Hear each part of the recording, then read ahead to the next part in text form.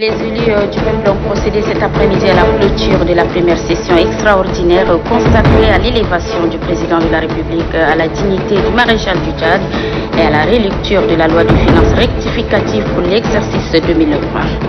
Reportage à suivre. Le comité de gestion des crises s'est réuni ce mercredi matin au palais présidentiel sous la direction du ministre de la Sécurité publique et de l'immigration. La situation épidémiologique à coronavirus est passée en revue au cours de cette rencontre. Et puis le projet d'appui à la sécurité intérieure a tenu sa troisième réunion du comité de pilotage. Ce projet est basé sur le renforcement des compétences et les capacités des agents de la police nationale, de la gendarmerie ou encore de la garde nationale et nomade du Tchad. Voilà donc pour le sommaire, mesdames et messieurs, bonsoir et bienvenue aux 20h. À la une de l'actualité, les élus du peuple ont procédé cet après-midi à la clôture de la session extraordinaire consacrée à l'élévation du président de la République à la dignité du maréchal du Tchad et à la relecture de la loi des finances rectificatives pour l'exercice 2020. Le maréchal du Tchad a été représenté à la cérémonie de clôture par le ministre d'État, ministre secrétaire général de la présidence de la République, Kaldji Paymi Débé. Je propose de suivre le discours de clôture du président de l'Assemblée nationale, Haroun Kabadi. Au cours de cette première session extraordinaire 2020 qui s'achève aujourd'hui, l'Assemblée nationale a délibéré adopté le 6 août 2020 la résolution numéro 08/AN/2020 portant transfert de l'hémicycle dans la salle de banquet afin de permettre l'organisation dans des conditions optimales la cérémonie officielle d'élévation du général d'armée Idriss Déby Itno à la dignité du maréchal du Tchad. En effet, en ce jour mémorable du 11 août 2020, date anniversaire de l'accession de notre pays à la souveraineté nationale et internationale, le monde entier a été témoin de cette séance historique, riche en couleurs et dans la ferveur patriotique, au cours de laquelle le grand chancelier de la République a procédé à la remise solennelle des attributs régaliens de la dignité du maréchal du Tchad au général d'armée Idriss Déby Itno, président de la République, chef de l'État, chef suprême des armées. Il s'agit d'une première dans l'histoire de notre pays d'accorder cette distinction honorifique suprême à l'un de ses dignes fils. Je voudrais ici relever pour m'en féliciter que le peuple tchadien dans son ensemble, à travers ses députés représentés à l'Assemblée nationale, a voulu exprimer sa gratitude et sa profonde reconnaissance à Idriss Déby Itno, ce digne fils de l'Afrique, pour son exceptionnel parcours militaire, pour ses hauts faits d'armes, pour l'ensemble des services rendus à la nation et tous les sacrifices qu'il a consentis durant toute sa vie pour assurer la défense et la sécurité de ses concitoyens, consolider la paix et la stabilité politique, promouvoir la gouvernance politique, économique et sociale en vue de l'amélioration des conditions de vie des populations tchadiennes. La première session extraordinaire 2020 que nous clôturons ce jour a été aussi consacrée à l'examen et à l'adoption du projet de loi de finances rectificative à la loi de finances initiale 2020, devant permettre au gouvernement d'exécuter son programme politique dans un contexte marqué par la réponse à la pandémie de Covid-19 et ses conséquences socio-économiques, à la lutte contre la secte Boko Haram, à la chute des cours du prix de matières premières, dont le pétrole, aux fermetures des frontières et à la baisse drastique des activités des entreprises, avec comme conséquence la baisse des recettes de l'État. Au regard des défis énumérés ci-dessus, l'adoption de la loi de finances rectificative à la loi de finances initiale 2020, soumise à l'examen de mesdames et messieurs les députés et soumis à l'examen au vote de mesdames et messieurs les députés, permettra de donner au gouvernement les moyens juridiques et constitutionnels en vue de prendre en compte les ajustements nécessaires pour assurer une gestion financière optimale dans le but de satisfaire les besoins essentiels des populations et de contribuer au développement durable de notre pays.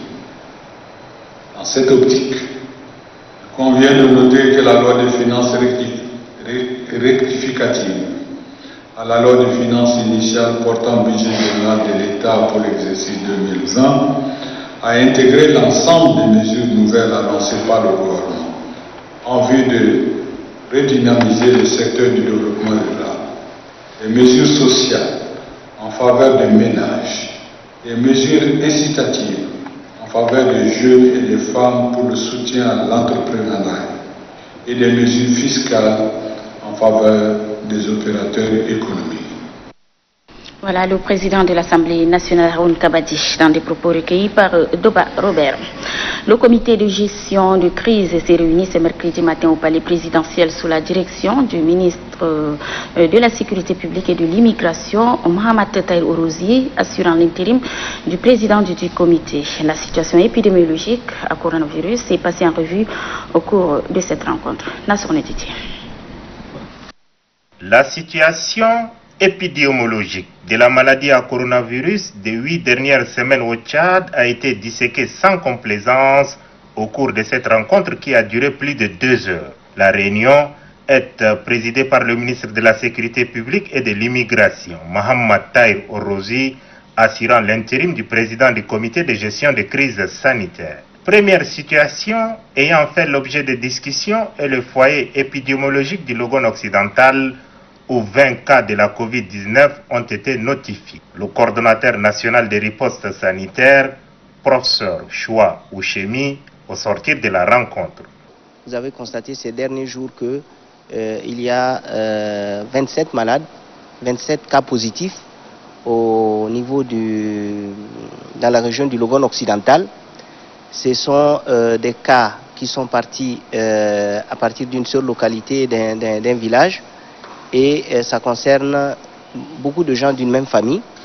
Et donc à partir d'un cas index, nous avons testé le reste de la famille et nous sommes arrivés actuellement à 20 cas positifs, mais c'est des cas qui sont normalement gérés par les structures sanitaires locales et avec un appui pour une étude épidémiologique pour comprendre pourquoi à cet endroit-là et pas ailleurs. La situation sanitaire liée à la pandémie de la COVID-19 en N'Djamena n'a pas échappé à l'appréciation du comité de gestion de crise sanitaire. Nous avons constaté qu'il y a des cas de personnes bien portantes qui veulent voyager, qui font le test et qui résultent être positives. Donc cela veut dire que le virus est en train de circuler en N'Djamena. C'est pour cela qu'il faut faire très attention et prendre conscience que les mesures barrières sont absolument à respecter. Donc, les places mortuaires qui se font ne devraient pas avoir lieu. Les cérémonies qui sont en train de se faire ne doivent pas se faire. Tous les regroupements qui se font sont à proscrire. Et parce que quand le virus est porté par des gens qui sont asymptomatiques, cela veut dire que une personne apparemment bien portante peut transmettre le virus. Et vous savez que c'est le confinement, c'est le fait de se mettre ensemble en grand nombre sur une petite distance qui fait que la transmission du virus est très facile. Surtout quand on n'observe pas les méthodes barrières. Le comité insiste une nouvelle fois sur l'impératif vital et l'obligation citoyenne de tout un chacun de respecter individuellement les mesures prises pour la protection de tous. Ce relâchement ne doit pas avoir lieu. Il faut que tout le monde prenne conscience que porter le masque, observer la distanciation, se laver fréquemment les mains, c'est absolument nécessaire. Pour le professeur Choua Ouchemi, la lutte contre le coronavirus passe par le respect des mesures barrières et la limitation des déplacements non essentiels à l'intérieur, tout comme à l'extérieur du Tchad. Il faut déconseiller les voyages non essentiels là où l'épidémie est en train de sévir. Donc autant que faire se peut, il ne faut pas aller là où actuellement l'épidémie a vraiment lieu et il faut observer les mesures barrières au Tchad. Et passer ce message dans toutes les contrées du Tchad. Parce que, comme vous le voyez, le Logone occidental, où nous avons notre actuel foyer, c'est à 500 km de N'Djamena. Nous avons eu des foyers ici à N'Djamena, avec certains cas, qui sont venus aussi de l'extérieur, de zones où l'épidémie est en train de sévir. Donc c'est des personnes qui arrivent avec des tests négatifs, mais avec une maladie qui est encore en train d'incuber. C'est dans le corps, mais ça ne se manifeste pas. Nous exigeons de faire un contrôle au 7e jour ici. Et en faisant le contrôle au 7e jour, nous constatons que ces personnes qui sont arrivées négatives d'Amérique ou d'Europe ou d'Asie résultent être positives. Entre-temps, elles sont restées en contact avec leurs parents à la maison. Ces parents peuvent s'infecter. Surtout s'il y a des rassemblements, genre fêter quelqu'un qui est arrivé, ou bien d'autres circonstances familiales. Le virus est là. Il circule parmi nous. Le comité invite chaque citoyen à en prendre conscience. L'indiscipline et l'incivisme risquent de nous éclabousser si l'on ne prend garde. Et puis, je vous donne la teneur de ce communiqué de presse 005 du comité de gestion de crise sanitaire.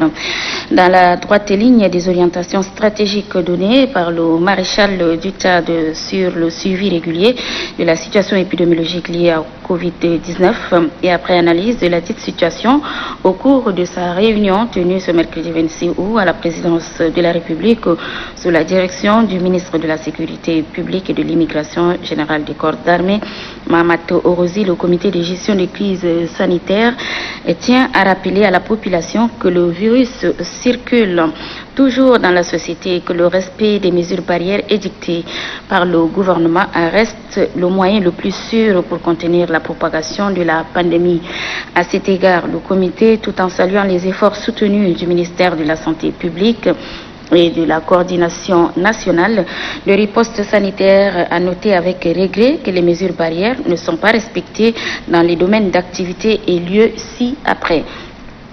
Le transport interurbain, les bars rouverts en violation de la mesure relative à leur fermeture, les lieux de culte, les attroupements aux places mortuaires dont l'interdiction n'est pas levée.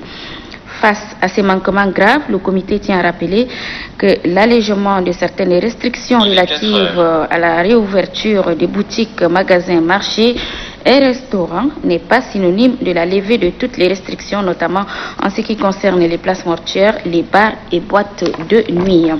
Le comité instruit tous les ministres compétents à l'effet de faire prendre toutes les dispositions nécessaires en liaison avec les leaders des congrégations religieuses et des responsables des agences de voyage et autres entités concernées pour faire observer toutes les mesures barrières sur toute l'étendue du territoire national en infligeant aux contrevenants les sanctions prévues à cet effet.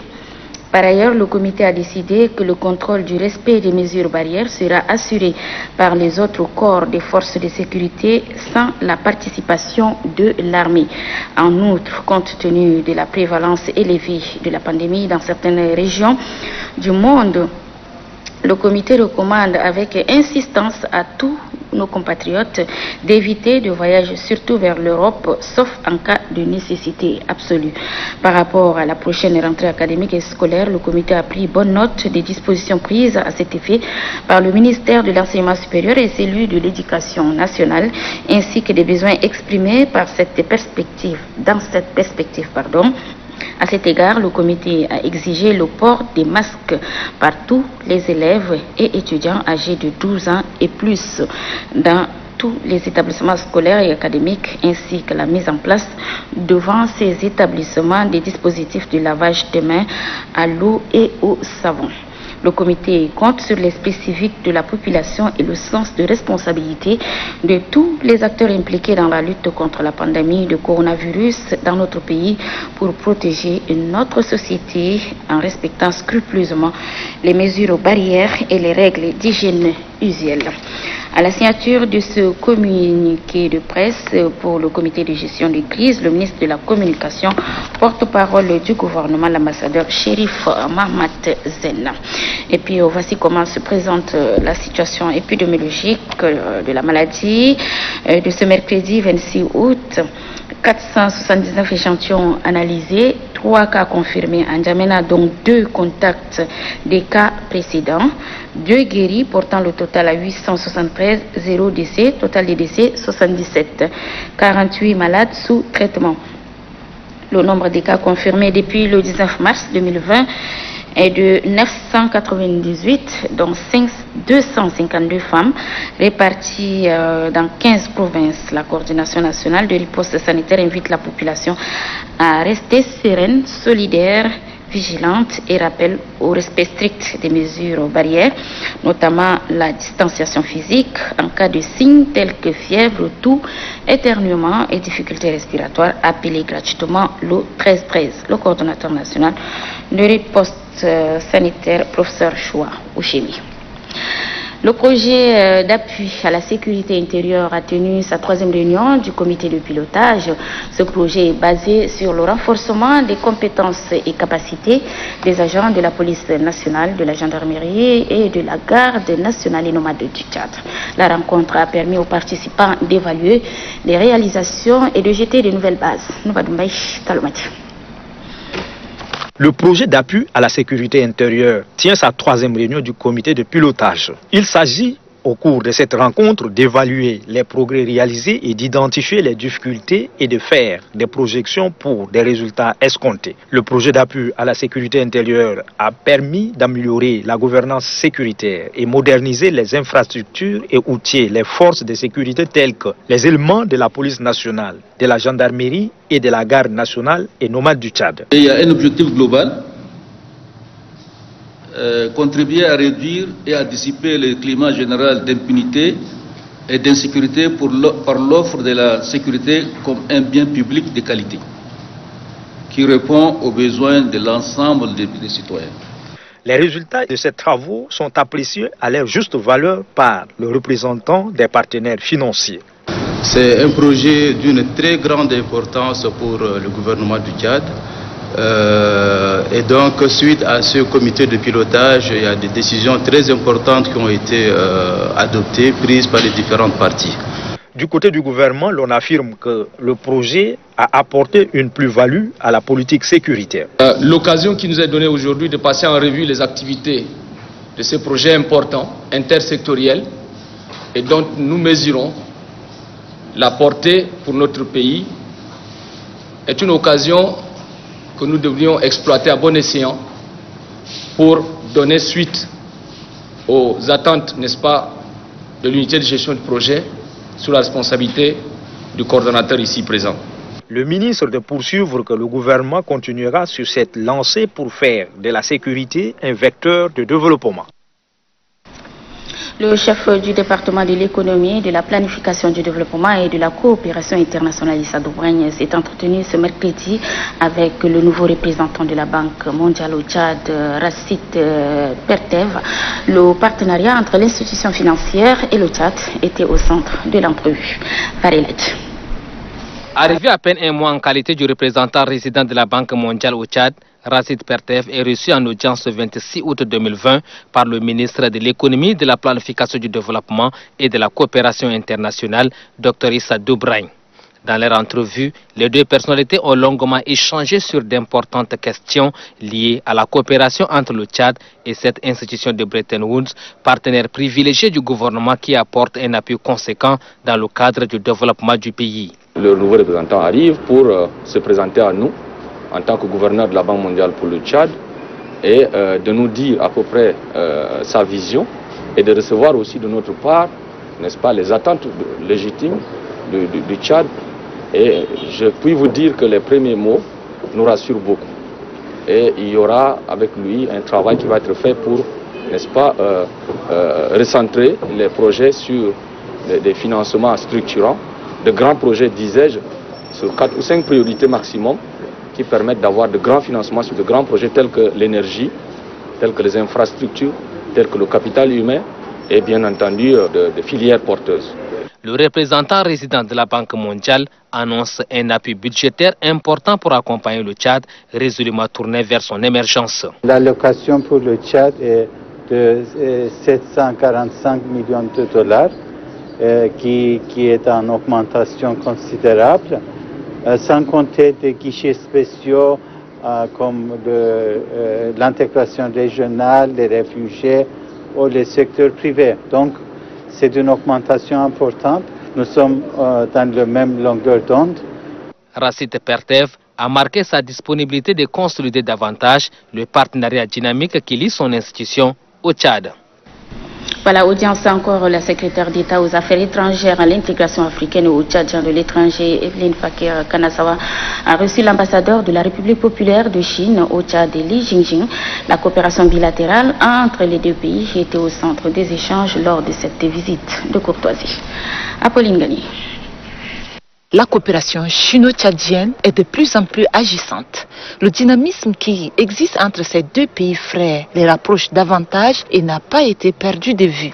À ce titre, la secrétaire d'État aux affaires étrangères, à l'intégration africaine et aux Tchadiens de l'étranger, Evelyne Fakir Kanasawa, et le diplomate chinois ont fait le tour d'horizon des relations au beau fixe entre le pays de Toumaï et le pays du soleil levant. Les deux personnalités ont mis à profit ce laps de temps pour échanger sur la politique, la paix, le respect des droits de l'homme et passer en revue l'ensemble des accords économiques et commerciaux entre le Tchad et la Chine. Les échanges entre la secrétaire d'État et son interlocuteur se sont achevés par un satisfecit. C'est la première fois qu'on se rencontre, mais cela n'empêche pas qu'on a parlé ensemble de la coopération entre le Tchad et la Chine.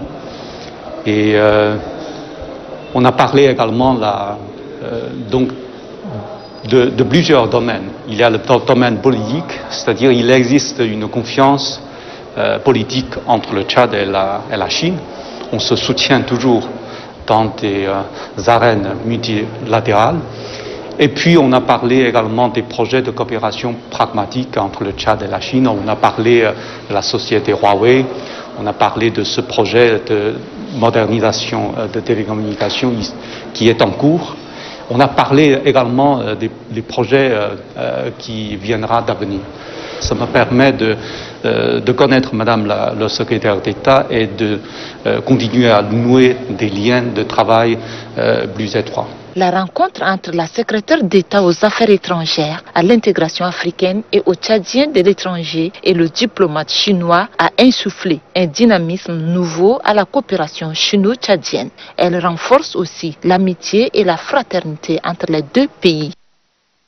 Le ministre de l'Enseignement supérieur David Oudengar Ngarimaden et son collègue de l'Éducation nationale Aboubakar Assidik Choroma se sont rendus ce matin dans les différents centres de correction et à l'ONEX pour encourager les correcteurs et les vérificateurs.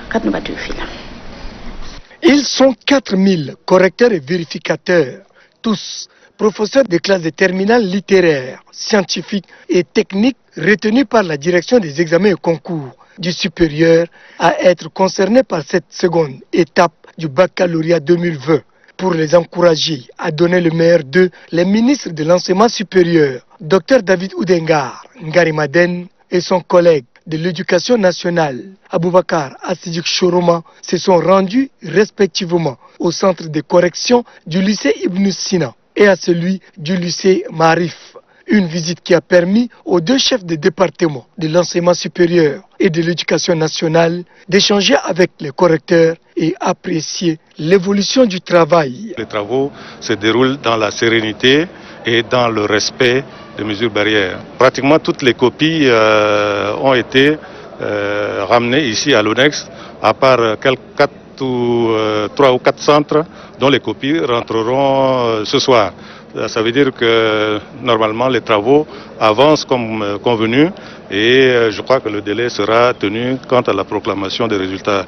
Les deux membres du gouvernement se sont portés par la suite à l'Office national des examens et concours du supérieur ONEX où sont convoyées les copies pour la vérification des notes et les dépouillements. Ici également, ils ont apporté à cette équipe un réconfort moral. La 14e réunion du comité de pilotage de l'Alliance Smart Africa s'est ouverte aujourd'hui par visioconférence. Cette rencontre qui a regroupé une trentaine de pays africains leur permettra de se connecter en matière des technologies de l'information et de la communication. Ici en N'Djamena, c'est le ministre des Postes et de l'économie numérique, Idriss Saleh Bachar, qui a participé en direct. Guillaume Engeri.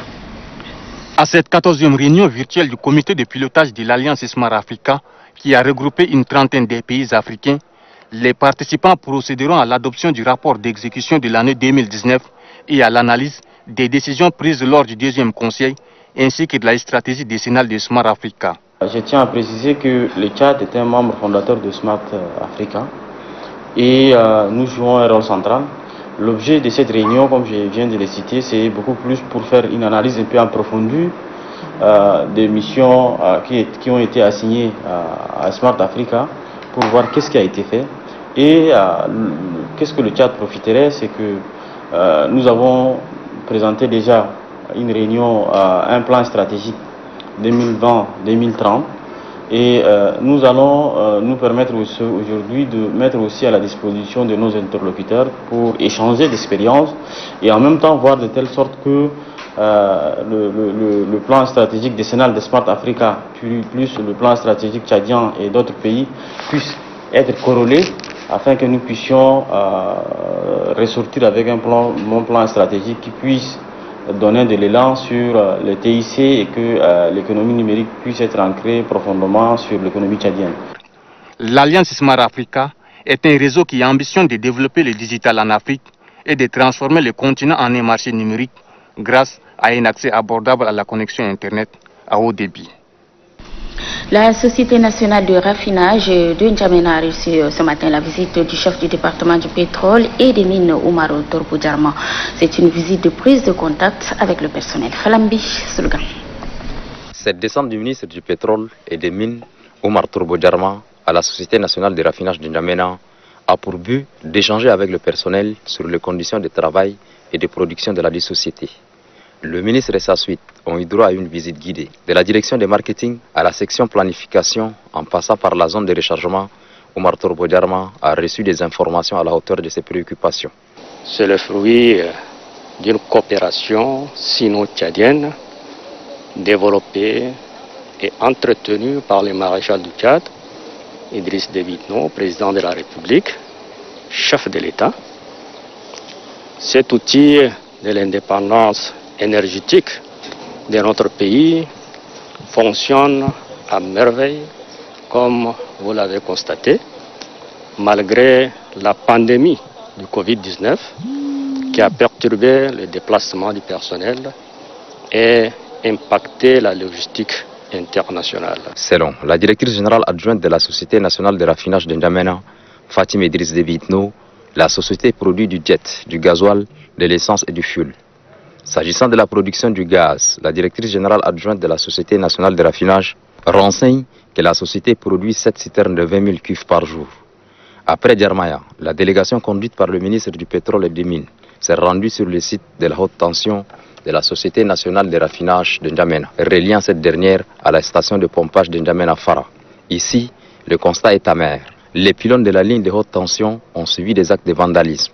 Cette ligne comptait 59 tours électriques, dont 9 se sont écroulés. Il y a d'abord un acte de vol, de travée de ce tour, ce qui a fragilisé les édifices et sous l'effet conjugué de vent et de pluie, 9 de ces pylônes se sont écroulés. C'est un acte déplorable. Le ministre du pétrole et des mines, Oumar Torbo Djarma, a saisi cette occasion pour instruire les responsables de la Société nationale de raffinage de prendre toutes les dispositions nécessaires pour veiller à la sécurité du site. Le ministre de l'Élevage et des Productions Animales, Amat Mahamat Bachir, poursuit sa visite de travail dans la zone méridionale. Il s'est rendu à Doba où il a tenu une rencontre de travail avec les autorités administratives, civiles et militaires et le personnel de la délégation de l'élevage ainsi que les organisations du personnel de l'élevage. Madinga Léonce. Informer et rechercher la collaboration de tous dans le domaine de l'élevage avant le démarrage effectif du complexe industriel animal du Logone est l'objectif du déplacement du chef de département de l'élevage et des productions animales à Doba. Dès son arrivée, le ministre de l'élevage et des productions animales, Amat Mahamat Bachir, a tenu successivement 3 rencontres. La première avec les autorités administratives civiles et militaires, la seconde avec le personnel de la délégation de l'élevage et enfin la troisième avec l'organisation des professionnels de l'élevage. Rencontre au cours desquelles le ministre a informé à l'assistance que dans 6 mois, le complexe industriel dit abattoir du Logone doit être opérationnel. Car selon Amat Mahamat Bachir, les problèmes qui empêchaient l'ouverture de l'industrie animale du Logone sont identifiés et résolus. Il s'agit de la connexion du complexe industriel à la Société nationale d'électricité SNE, la formation du personnel et le centre de mise en quarantaine du bétail avant l'abattage. La SNE de Mundou, dans son état actuel, ne peut pas alimenter et en même temps la ville de Mundou et le complexe. Il va falloir à la SNE de se connecter à une centrale qui se trouve à côté de Mundou et qui produit de l'électricité avec du gaz. Le centre de quarantaine du bétail. Le complexe est prêt. Mais il y a des conditions, une certaine condition sine qua non qui doivent être disponibles pour accompagner le fonctionnement du complexe. Après avoir écouté les uns et les autres, Amat Mahamat Bachir affirme que le conflit agriculteur-éleveur prendra fin dès l'ouverture de ce complexe, car chacun aura besoin de l'autre. Le ministre a également instruit les autorités administratives à s'investir pour le respect des couloirs de transhumance. Voilà, mesdames et messieurs, ainsi s'achève cette grande édition du journal. Merci de votre très aimable attention. Je vous retrouve demain, Inch'Allah. Bonsoir.